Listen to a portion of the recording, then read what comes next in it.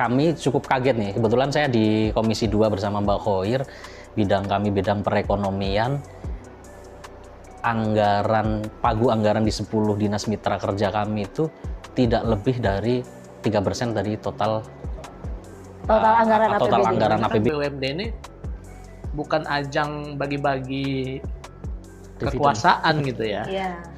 Tapi ajang bagaimana menguatkan potensi-potensi pemerintah provinsi yang ada. Udah itu, saya ingat perkataan orang BI, Lampung ini raksasa tidur. Iya. Raksasa tidur. Dan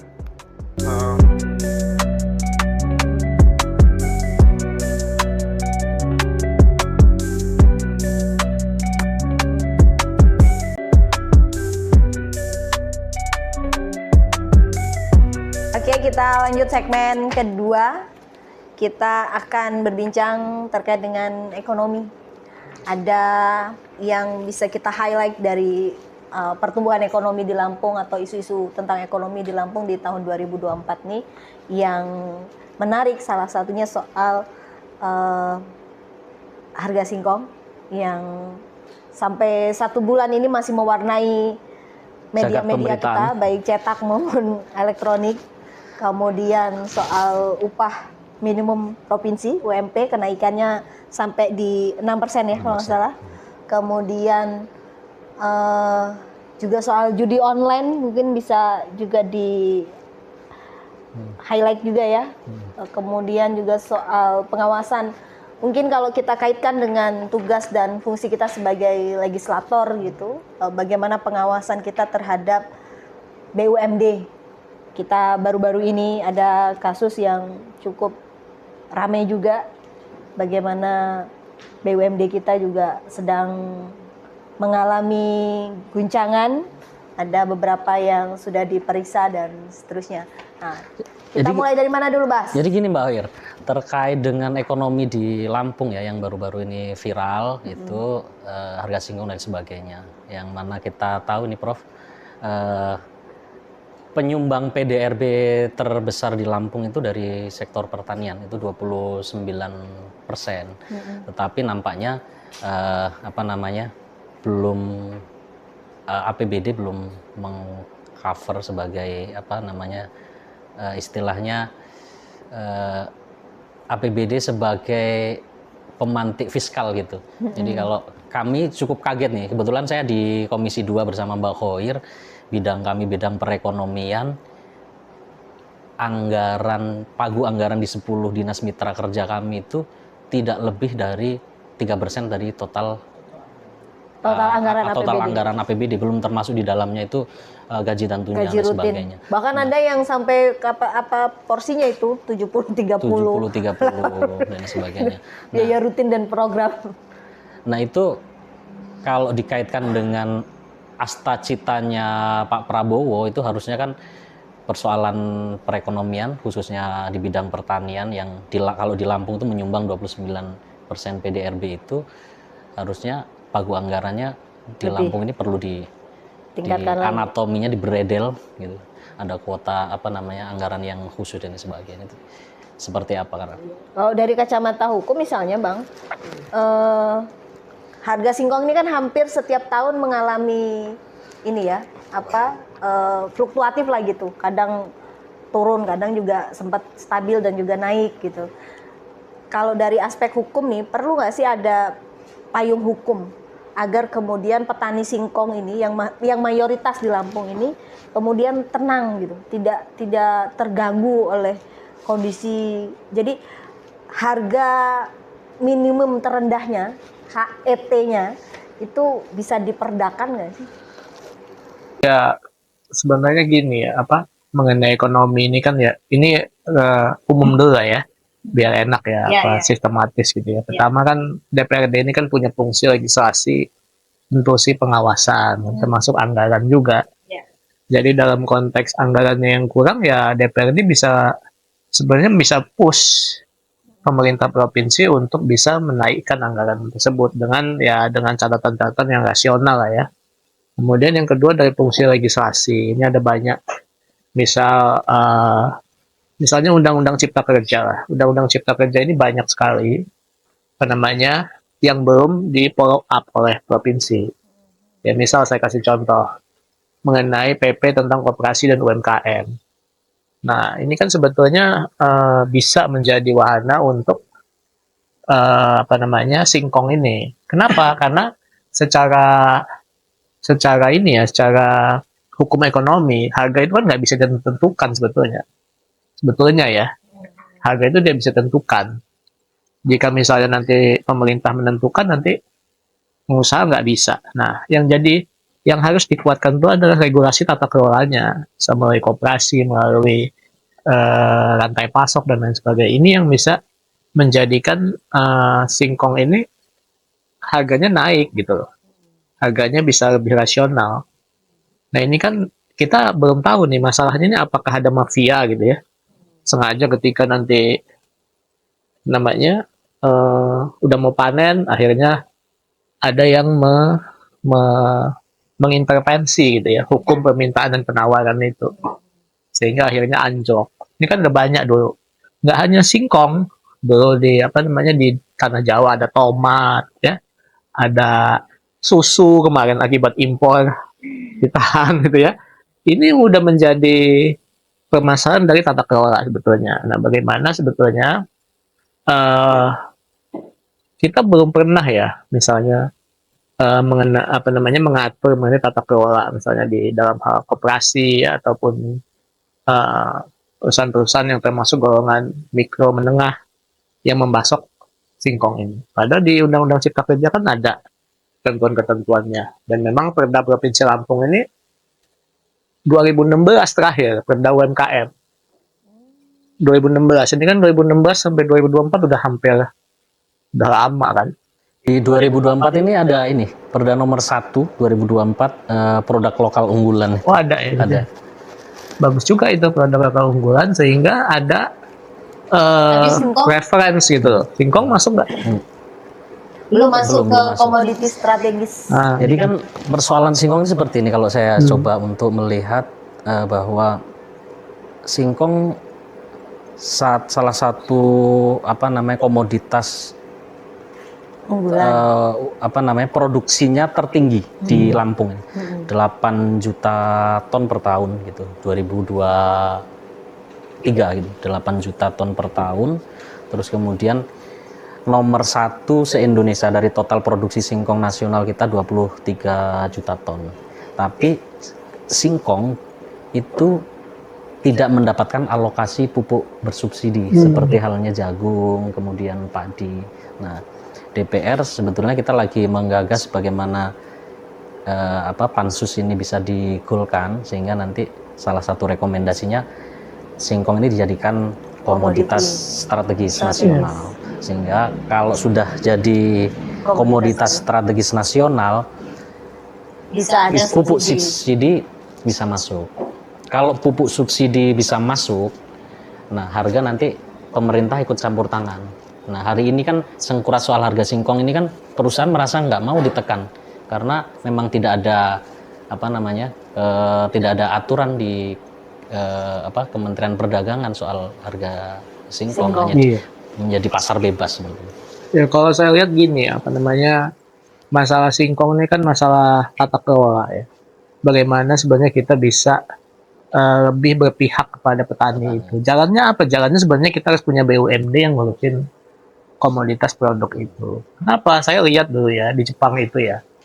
Di Jepang itu misal ada supermarket tertentu di suatu wilayah. Itu pasokannya ya udah dari situ. Nggak boleh dia nerima dari tempat lain. Artinya apa sebetulnya? Kita nggak bisa ya. Kalau saya masih against ya. Kita netapin harga. Kenapa? Karena itu mematikan lah. Orang juga nggak akan mau.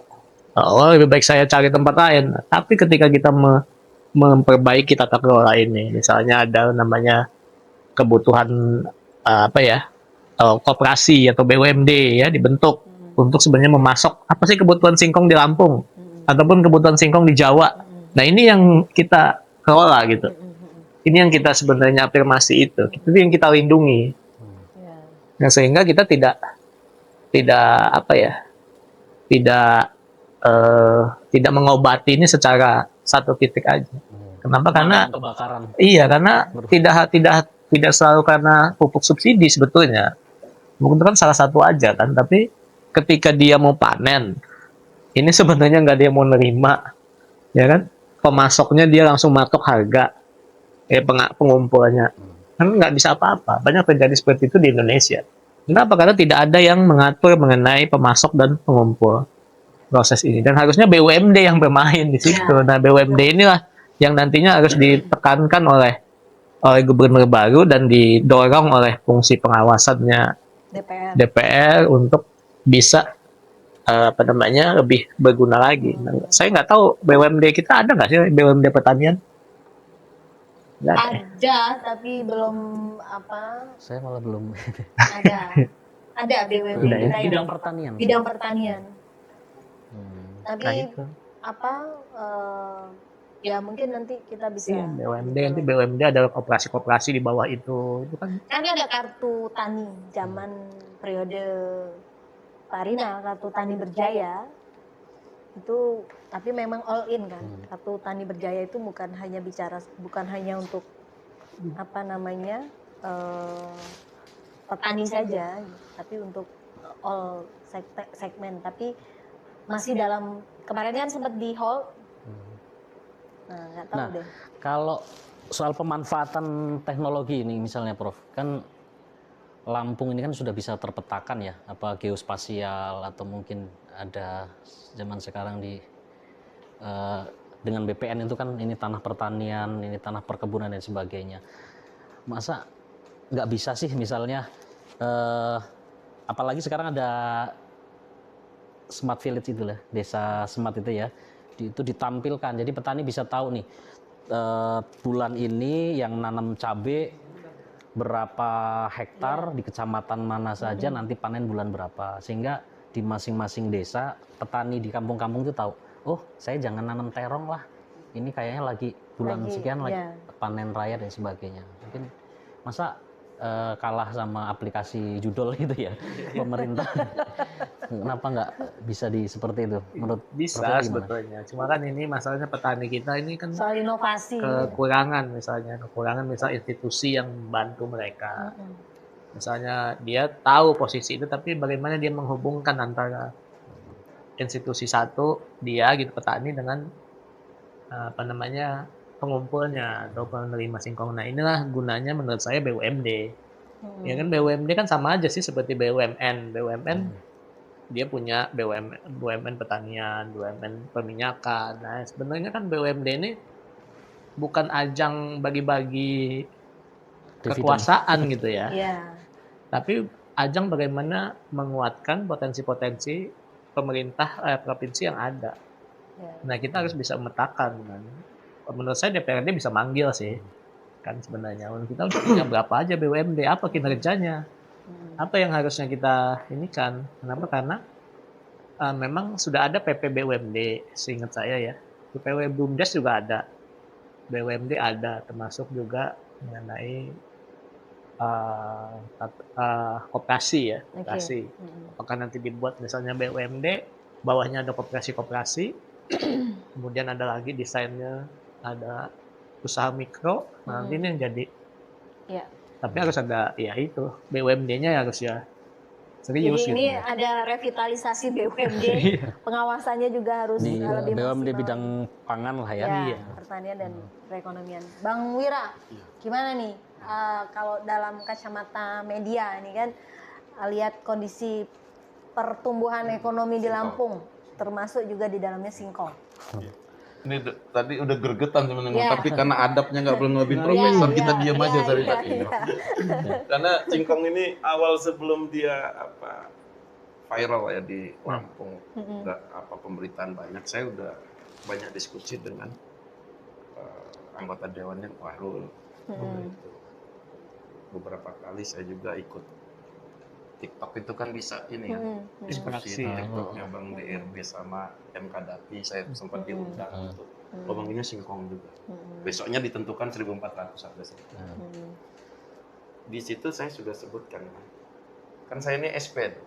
Iya betul, SP, saya SP sebenarnya sarjana pengolahan. Jadi SP itu Tukang olah ya. bisa kemana aja, Prof. Jadi kalau lagi di Dewan ini sarjana politik. Iya, sarjana pemilu juga. Sarjana pemilu Husni Jadi Kamil. itulah hikmah jadi ada gelar SP itu. SP. Mas. Nah, tapi ini singkong itu kan keren, nama ilmiahnya aja keren, Manihot utilissima. Saya kan dulu kalau anak pertanian harus Iya, hafal Prof itu kan. Sama kalau di hukum diskresi segala kan harus hafal. Nah, yang jadi persoalan singkong itu adalah bargaining positionnya petani dengan pengusaha itu lemah. Bargaining. Petani itu yang menentukan kadar ACI itu bukan petani. Bukan. Tapi pengusaha. Pabrik. Pabrik ini, nah seharusnya kadar ACI itu ditentukan oleh tim independen dari pengusaha, dari akademisi turun, kan dari dinas pertanian, itu teknis, pemerintah. Ya. Jadi teknis. Nggak ada dusta di antara kita. Buka-bukaan. Iya, buka-bukaan nih harga. Ini kadar ACI. Nah itu. Ya kadang ada yang ngomong juga petani kita juga nakal, udah mau dijual disiram tanah supaya berat. 5 bulan dari cabut. Iya udah ya bukan jadi seperti kayak jual itu. wortel bukan Iya. singkong. Cuma kan itu kan bisa dengan sendirinya akan hilang ketika ada aturan kan. Kita kan kayak pakai helm gitu kan, itu kan ada aturan, bukan karena takut kepalanya pecah itu kan itu kebanyakan seperti itu. Nah maksud saya itu juga harus ada. Antara pemerintah, harga ACI. Nah yang kedua juga singkong ini. Singkong ini saya agak heran kalau tadi bukan komoditas utama.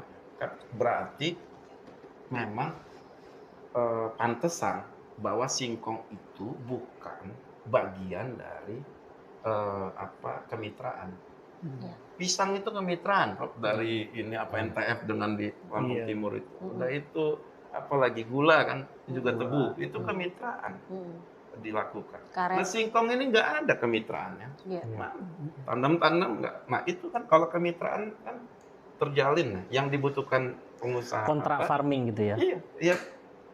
Bibit mungkin dibantu siapa gitu kan. Udah itu tapi jualnya ke sini loh dengan kayak kemitraan. Iya dengan nilai segini. Sawit, jelas, karet. Ininya. Jadi ya ini kan saya khawatir kata Prof tadi kalau Prof bilang mafia saya bilangnya kartel kan. Kartel. Iya saya khawatir ada kartel itu. Lah kita tahu lah ada perusahaan yang sudah bertahun saya sejak kecil saya dengar lihat lambangnya huruf setelah A dengan huruf saya gitu. Itu kan udah kuat banget itu dari saya kecil dengar lihat itu logonya tuh Prof. Sampai sekarang itu ini kan bagaimana kekuatan perusahaan itu dalam mengelola singkong di itu, saya ingat perkataan orang BI, Lampung ini raksasa tidur. Iya. Raksasa tidur. Dan saya agak heran ini juga. Kita ini masih mengandalkan 2.0 pertumbuhan ekonomi. Iya. Ya 2.0 itu ya pertanian, perkebunan, ya segitu aja lah pertumbuhan. Sekarang sudah 5G kan apa? 2.0 pertanian perkebunan, tidak ada industri. Disinilah maksud saya Komisi 2 gitu.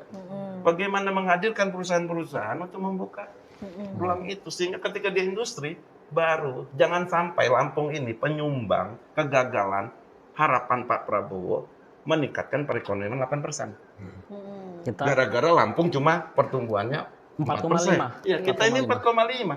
Di zamannya Pak Ridho Picardo 5,5 saya ingat pernah. Ini 4,5 gitu. Benar turun gitu. Kita pernah lebih tinggi dari Sumatera Selatan pertumbuhan ekonomi. Saya agak mandangin itu Prof kalau agak melototin pertumbuhan ekonomi itu karena kan ini masuk ke dalam periuk istri juga kalau pertumbuhan ekonomi kan bahaya kalau kita masalah kantong juga ini kan. Jadi saya agak pelototin lah apalagi data BPS itu saya agak melotot gitu.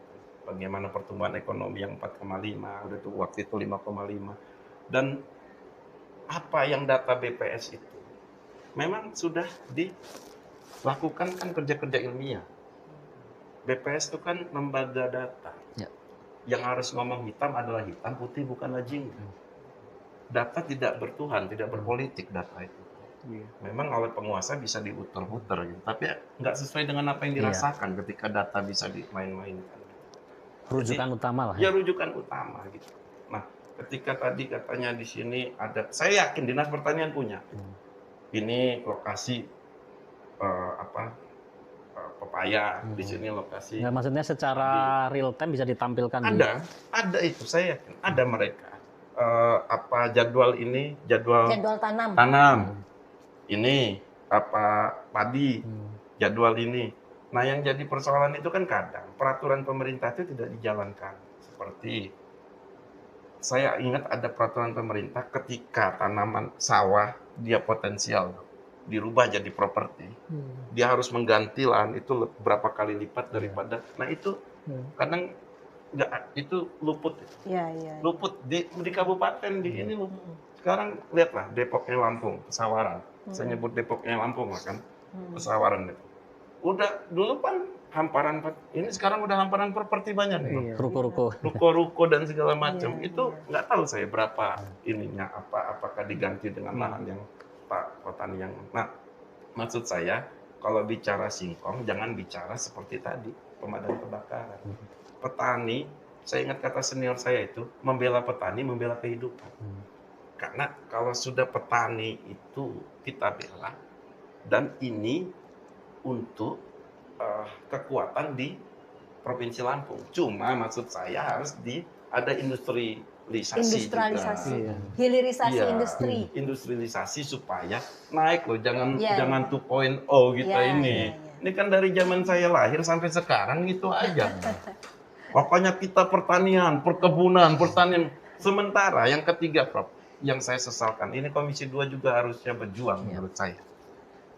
Melalui fraksi PKB juga. Bahwa kita itu, pajak komoditas itu nggak diambil oleh kita. Pajak komoditas? Pajak komoditas. Ya, lalu lintas hewan ternak itu kan Pajak belum ada. komoditas itu nggak untuk provinsi, tapi diambil pusat. Bayangin gula sebanyak itu, tebu sebanyak itu nggak ada kita. Dapat ininya, dapatnya cuma bagi hasil gitu.